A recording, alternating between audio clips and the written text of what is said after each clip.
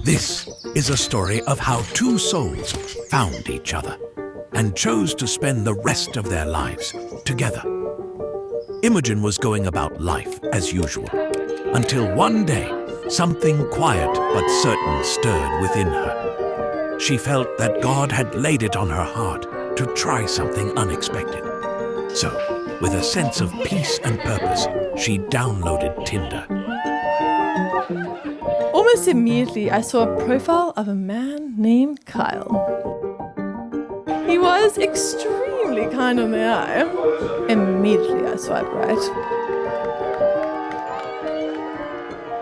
And now we're here, under a sky full of stars, surrounded by the people they love most. Imogen and Kyle are dancing, celebrating not the end of their story, but the very beginning of it. It's so satisfying. That's a good word to say. When you're watching this, you're just like, man, it's so satisfying. It's magnetic, like I said before. And it's so how do you decide when to stay still, when to move the camera? Are you kind of judging that with emotional instinct or just through experience with knowing different compositions? Or I'd love to hear more about that, because that's really fascinating to me watching those films. It's more of a long answer, and I'll try and take you on a journey of how I decide that. So I think the first question to ask yourself is, what do I want my clients or my viewers to feel when they watch my work? And I think everyone should ask that to themselves. And the sort of answer that I got when I asked myself that was, I want them to feel joy and happiness and laughter. I want them to laugh at themselves and to not feel like they're watching something overly dramatic or too serious.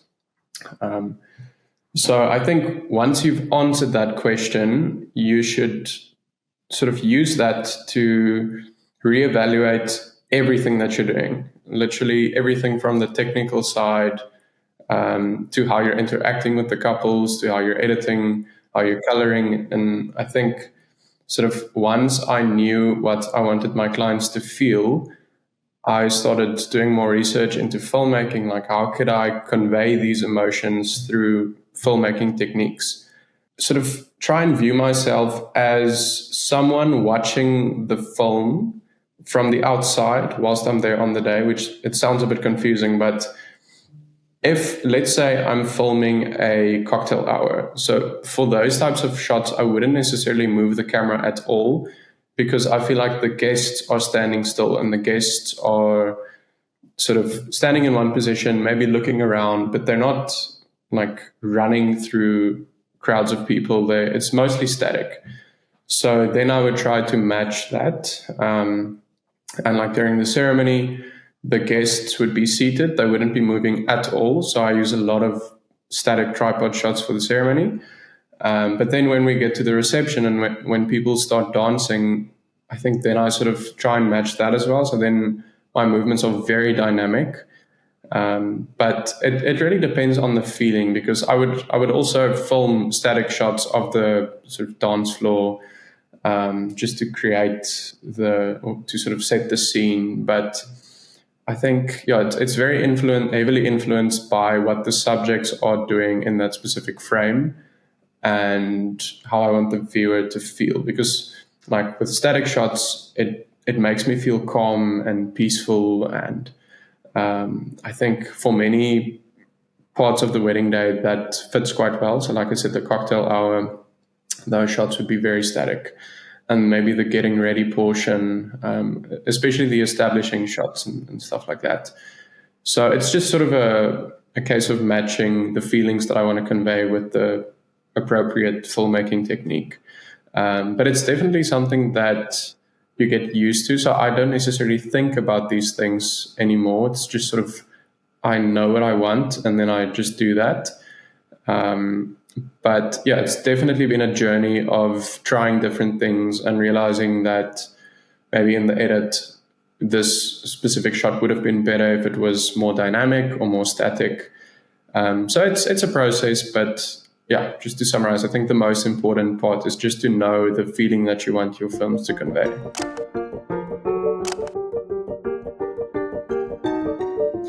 Yeah, so this is actually a very difficult question to answer because I think throughout my journey I've had many different forms of inspiration and different filmmakers that I've been inspired by.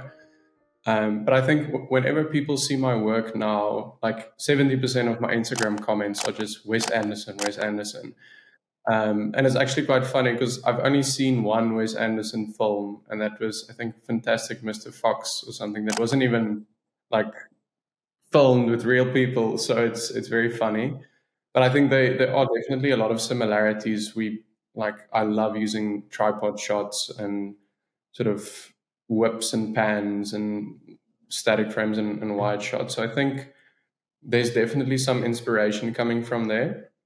But I think when I started my wedding filmmaking journey, it was very much inspired by what was considered popular at the time. So back then, everything was in slow motion. It was very dramatic, and that's sort of how I started.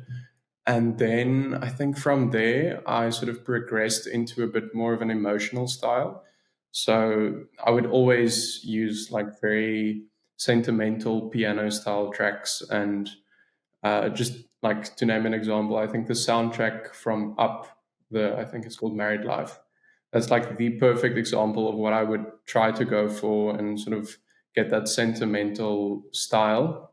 And that was also very heavily influenced by people in the wedding industry at the time. And I think from there is when I sort of reached the point where I realized that the sort of style that I'm filming and editing in is not really something that resonates with me as an individual. Because at that point in time, I was also experimenting a lot with like personal videos and stuff that I would just do for fun, just with my friends at my apartment to sort of practice filmmaking. And that's when I sort of started realizing there's this difference between like my personal style and my wedding style. And that is sort of when everything started clicking for me. So I had the idea to try and merge them. And I think ever since then, things have just really been working out for me. And I think that's so important to sort of have a style that you relate to as an individual and that is sort of influenced by your personality and who you are as a person. So, having said that, once I sort of made that decision to merge the sort of personal style and the wedding style, um, I didn't really find as much inspiration in the wedding industry itself, just because I felt like it was inspired by like my personality. But there are definitely some wedding filmmakers that inspired me to sort of take the leap to sort of combine my personal style in the wedding space. So I think also when you look at the current space of wedding filmmakers, like 90% or maybe a bit less, but a very large majority of the wedding filmmakers are currently doing something that's sort of a combination of plus two films and Roma Vera. So I think there is definitely some influence there, but as soon as I sort of reached the point where I felt happy with my style, I think I sort of started branching out from other wedding filmmakers and finding inspiration in other places. So I think at the moment, if I'm sort of looking at work on Instagram or TikTok, it's mainly like commercial stuff because there's a lot of intricate tripod movements in commercial work and just stuff that you wouldn't necessarily see in wedding filmmaking.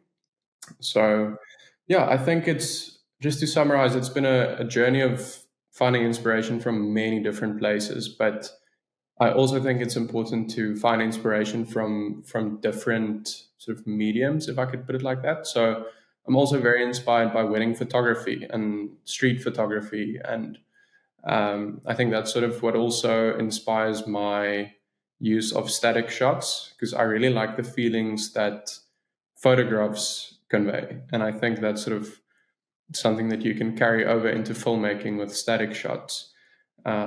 So yeah, it's been a journey of many different forms of inspiration. Running a business doesn't have to feel like you're always running a marathon. You really just need a solid system to help you out. And that's why I use Lemly, a CRM for wedding videographers built by wedding videographers who know what it takes to run and manage a successful wedding video business. From inquiry to delivery, all in one place, Limley really does have it all. Projects are tracked visually from wedding day to final delivery. Films are delivered through a beautifully designed gallery fully branded to you. You have the option to create built-in packages, questionnaires, invoices, and expense tracking. Limley really does remove the stress from the business side so that you can focus on what you love to do, which is creating beautiful wedding films. And right now they are offering the first 20 people to click the link in the description 1 year completely free. That's right, 1 year completely free to the first 20 people. If you miss it, there will still be a discount that you can use to get 25% off, but this is a great opportunity if you've been on the fence, you need a CRM, Limley has your back. Yeah, it is interesting. I mean, obviously I can see the Wes Anderson like style for sure. Having watched some of Plus Two and like Roma Vera, I can see some distinct, there's some characteristics for sure, but I feel like, yeah, you do still have a very like specific quality and feeling to your film that just feels very distinct to you. And I think that's important because I feel like too, when it comes to the wedding industry, it's such a weird, when you first like get started filming weddings, it's such a battle for a lot of us because at first we're trying to just learn the craft. So we're emulating a lot of different people. And then we do that for too long, we kind of get confused into where does us kind of fit into this? Where is our like personality in this work? Is this actually me or is this, someone else that I've been trying to copy and emulate? And so it's so important. I love that you said that.